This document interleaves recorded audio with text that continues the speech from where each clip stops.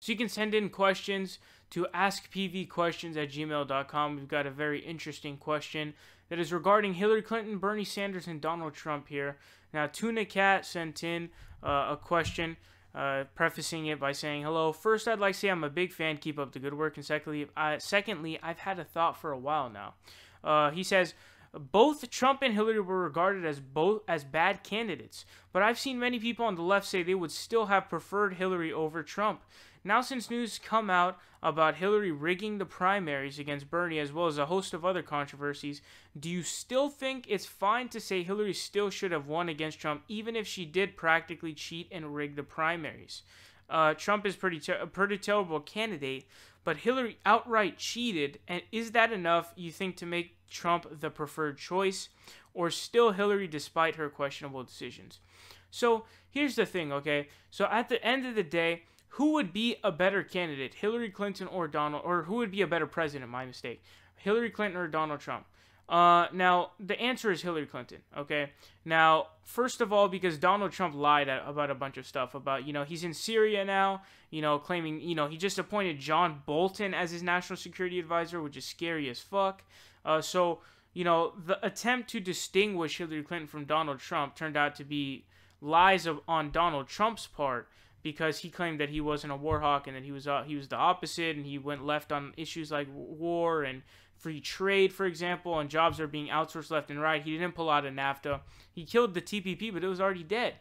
So basically, who is a better president? Hillary Clinton, because obviously she wouldn't have signed the tax cuts and she didn't want to repeal Obamacare.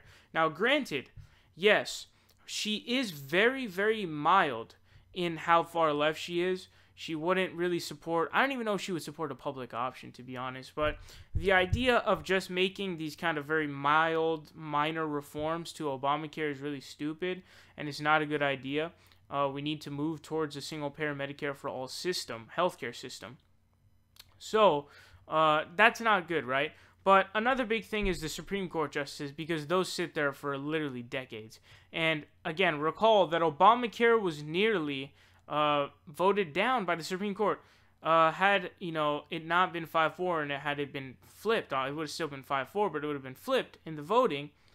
It would have been over for Obamacare. Obamacare wouldn't be in place anymore because it would have been deemed unconstitutional.